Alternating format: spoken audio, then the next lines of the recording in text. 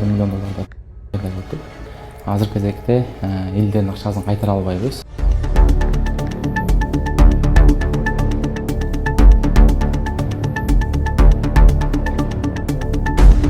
Буга чейин туруктуу жумушум болгон эмес, алып сатып иштеп жүргөм, ар нерсе алып сатып иштеп жүргөм. Азырда MScoin иштегенине 1,5 жыл болду. Өзүнүн бул туруктуу блокчейни жок. Өзүбүздүн кызыкчылыгыбыз үчүн иштегенбиз. Ошондо мен машина алдым, элиткалуу үй алдым, 570 машина алдым. Будан пайда көргөндө жалпы этеги 2,5 миллион долларда пайда көрдүк.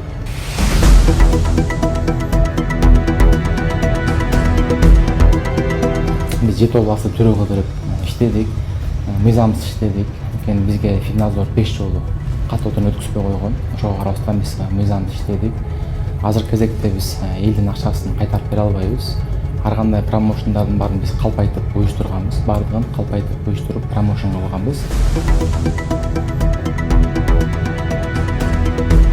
Алланын каалоосу менен гарантия берем мен силерге. Бир уштук монетаңарды $2, $3 бир уштук алган монетаңарды мен $1000 сатып алганга даярмын.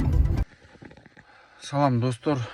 Достор эмес, эжелер, карындаштар, апалар дейинчи, бул көйгөй маселе көбүнчө эсе бул сиздерге таандык маселе болуп турат. Ушул сетевой маркетинг, алдоолучулук, ушул кандай гана коомдо жашап атабыз да. Анан мен ушул видеону мына 2 күндөн бери аябай баймубай көрүп атабыз. Бир нерсени айткым келип атат да. Биз адам заты, пенделер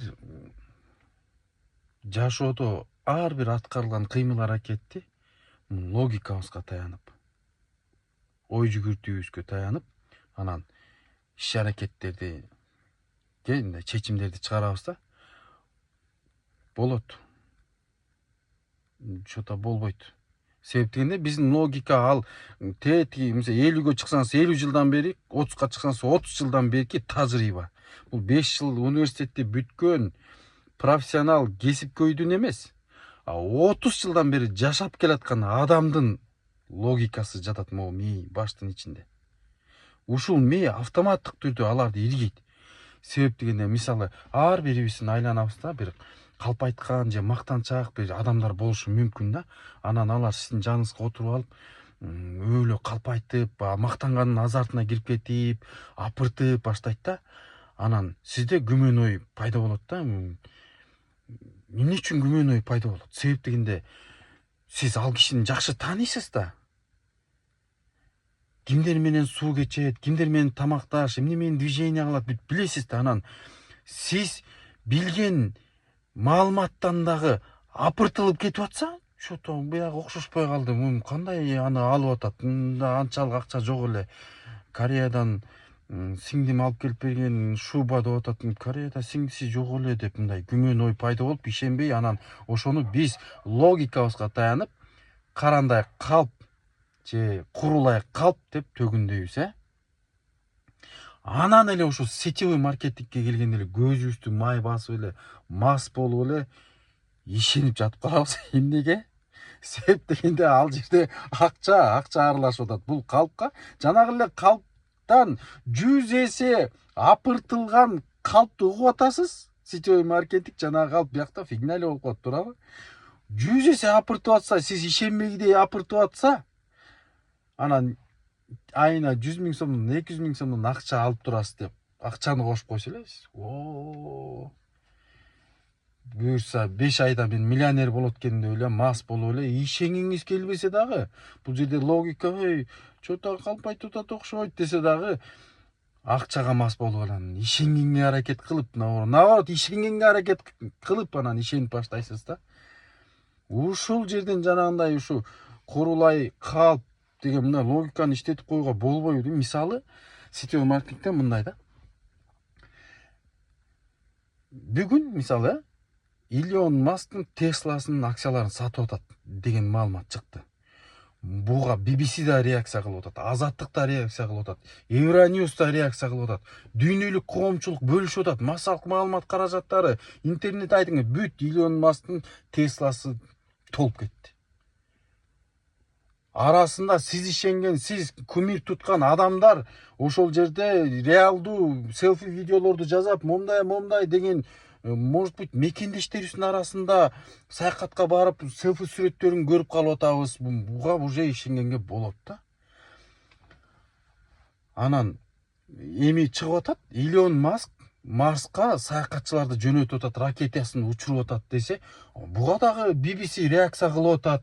Евроньюстан, Азаттыктан, дагы дүйнө коомчулугундагы баардыгы реакция кылып атат. Буга уже ишенүүгө болот. Анан сиздин сетевой маркетинг ошо Илон Масктан ашып түшүп, мына бир жыл ичинде жер бетинде кыйналган адам болбойт, баары миллионер болот деп Илон Масктан ашып түшүп калп айтып атса дагы, ошого ишенип отурасыз дагы, акчаңызды мага салып бересиз да. Ал сизди бир эле бөлмөнүн ичинен, аудиториянын ичинен бир эле LED экранга могул эки шаарды куруп атабыз, ушунун акциясын сатып алыңыз. Мисалы жанагы эме асма жолдор, асма жолдор курулуп атат деп аудиториянын ичинде бир эле телевизорго коюп берип койгон видеосуна алданып отурасыз. А сиз ошол Илон Масктан ашып түшүп аткан укмуш проект болсо, маркетинг болсо, ага эмнеге BBC, Азаттык, дүйнө коомчулугу реакция кылбаш керек? Президент, жогорку кеңеш ушу дүйнөнү оңдойлу, экологияны оңдойлу деп глобалдуу маселени көтөрүп аткан коомчулук ошол сиздин маркетингке эмнеге реакция кылышпайт? Ушул логикага жатпай эле, мындай логикадан сырт эле кетип атат да, туура. Ушул жерде мындай логиканы иштетишибиз керек да, туугандар. Мына менимде бир случай болду да. Мен логикага бир жакшы түшүндүрүп берейинчи. Бир коллега эжебиз рич бирдемке сирдемке деп бир сетевой маркетинг кыйнап алып барып отурушуп койду. Азыр деген бугу марал тетиги пирамиданын башында жүргөн айына 400 000 сом алып атат. Ошол эже келип сага шилекейин чачыратып койсо, сен болдуң ушул жерде иштеп каласың, миллионер болуп дегенде эле уже биякта автоматтык түрдө 400 000 сомдун айына алып атса, 2 айда 800 000, 3-чү айда миллионер. Ё-майё, ал азыр менен деле ал сүйлөшпөйт болуш керек. Азыр шуба, бриллиант менен момундай атыр жыттанып келип турганан кандай болду экен деген уже логика иштеп атат автоматтык түрдө. Мисалы мен бүгүн 35ке чыккан болсом, 35 жылдык тажрыйбалуу логика иштеп атат бул жерде. Деп атсаң эшиктен бир жупуну эле бирөө келип, что-то асынган сумкасы, состояниясы жакшы эмес. Анан сен уже күмөн санап анан башылдый карап баштайсың да, карап баштасаң такасы майышып калганда, бул уже логикадан сырткары маселе болуп атат. Уже бул жерде автоматтык түрдө күмөн ой келиш керек. Сүйлөшүп, чай-пай иштик дагы эшикке чыгып, советский горкийден маршруткага отуруп алып кетип калды. Сенин логикаң аны башкача ойлоп атат, а тиги реалдуу кыймыл аракети жашоосу башкача болуп атат. Буга күмөн да, бул ишенбейсиң да. Ушундай күмөн санап, анан биз болот же болбойт деп решение чыгарабыз да. Анан ушул сетевой маркетингти айтып, жанагы айткандай, Илон Масктан ашып түшкөн проектлерди айтып атса дагы,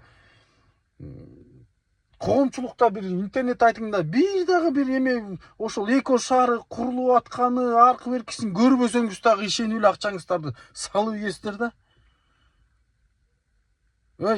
Азыр кайсы маркетинг, мояка мону куруп атабыз, мояка момундай дары чыгарган завод куруп атабыз, могу жерге асма жолду чыгарып атабыз, могу жерге бир эко шаарды куруп атабыз, акциясын алган минткиле тинткиле десе, мына ушул эле мекендештерибиз азыр дүйнө жүзүн кыдырып жүрөт. Саякат деген укмуш өнүгүп атат Кыргызстандачы.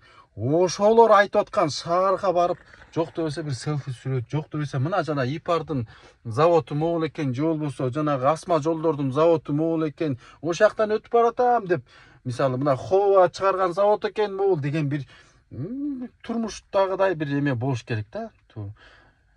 Мындайча айтканда, таман акы маңдай тер. Всё болду. Таман акы маңдай тер.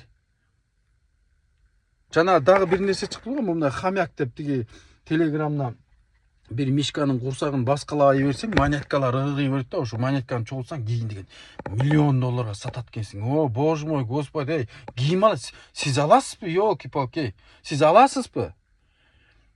кандай проекти болбосун, кандай маркетинг болбосун, ошол жерде ишке ашырып жаткан адамдар так эле сиздей, биздей ой жүгүрткөн адамдар. Алар дагы тетиги кылымдан бери